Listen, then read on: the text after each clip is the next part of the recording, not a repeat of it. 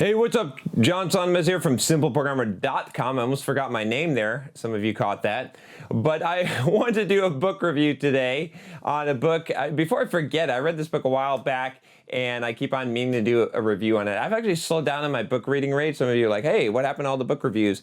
It's because I'm learning Italian. I've also been training for a marathon, so I've been doing some different running, not actually cutting down my running, surprisingly, but so maybe around 25, 30 miles a week instead of my regular 40. After I finish that marathon, I'll probably be back to my 10 miles 4 times a week and be reading a lot more books. But I want to do a book review on a really, really good book. It's probably going to be one of my top books, make it into my top 10 list for sure. It is called Peak. And I'm going to give a shout out to the man who reads probably as many books as I do. I got to give a shout out to Manny of 2000 Books, which you can check out his channel here because he recommended this book. He's like, John, you will love this book. And he was so right. One of the reasons why I love this book is because the author of this book attacks Malcolm Gladwell, who used his findings wrong when he came up with the 10,000 hour rule. I don't like to spread hate and negativity, but I really dislike Malcolm Gladwell's books. He really wants to give you this stupid message that your environment is that you can't escape your environment, and it's really a victim mentality. I hate that shit, but that's why I love this book, Peak. I'll tell you why, because he basically says that the number one factor that influences success, and he's got studies to back this shit up, and he's the man who actually, that Malcolm Gladwell cherry-picked what he said in his findings in his study to create the 10,000 hour rule, which is total bullshit, by the way, which he says in this book, Peak, is bullshit and that it was misused. But he basically says in this book that the number one thing, right? They did all kinds of tests, all kinds of musicians and artists and athletes and all kinds of things where they could measure the top performers. You know what the number one thing is? It's how many hours, it's how much time of dedicated practice that you put into it. So it wasn't natural talent. And I know now you're saying, wait a minute, John, isn't that just like the 10,000 hour rule? No, because 10,000 hours doesn't mean shit. It's the kind of practice, it's the deliberate practice, it's the good kind of practice, and it's not 10,000 hours. It may be more than that, it may be less than that. It's the fact that if you want to be the best at something, what makes someone the best, right? Bar none. Aside from anything else, aside from your natural ability and talent, aside from maybe being tall to play basketball, okay, but aside from all of those things is the amount of deliberate practice that they put into it, the amount of quality practice, hours of quality practice, bar none, across everything. This is like very, very solid. So why do I like this book so much? Because this is the message I've been telling you.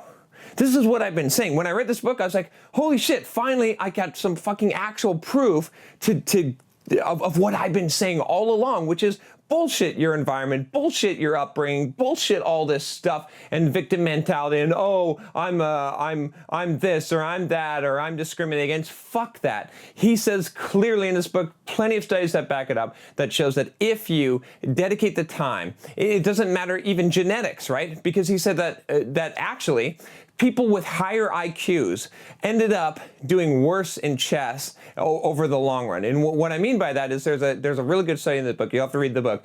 But he basically says that, look, they took these kids, in chess clubs and spending thousands of hours learning chess and doing deliberate practice.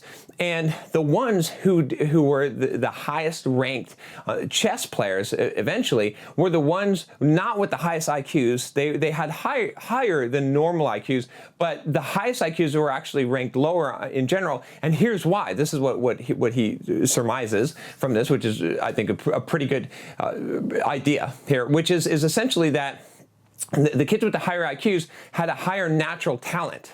So they didn't put as much work in, whereas the kids that had a little bit lower of IQs had to work more. And here's the interesting thing about it. Of course, so the natural ability, right? If you're naturally smart, or if you're naturally good at art, or you're naturally good at music or something like that, that made you better at first, right? In the first, maybe, at the beginning stage, you had a big advantage over everyone else, right? I think I did this video on your stats, like your attributes, about that I've got shitty genetics or something like that. And I was talking about how the advantage is really, it's like I was talking about leveling up and how it's like having stats in an RPG, and that your base strength stat, it doesn't mean shit. It's better to be level 20 than it is to be level 1 and have a really high strength. Like the level 20 person is going to crush the level 1. The strength stat isn't going to make a difference there. But at the very beginning, when you're both level 1, it makes a big difference. And that's exactly what he was saying in this book. He was saying, look, these chess prodigies, these kids that were training in chess, they when they started out, the ones with the higher IQ, they had an advantage. They were better.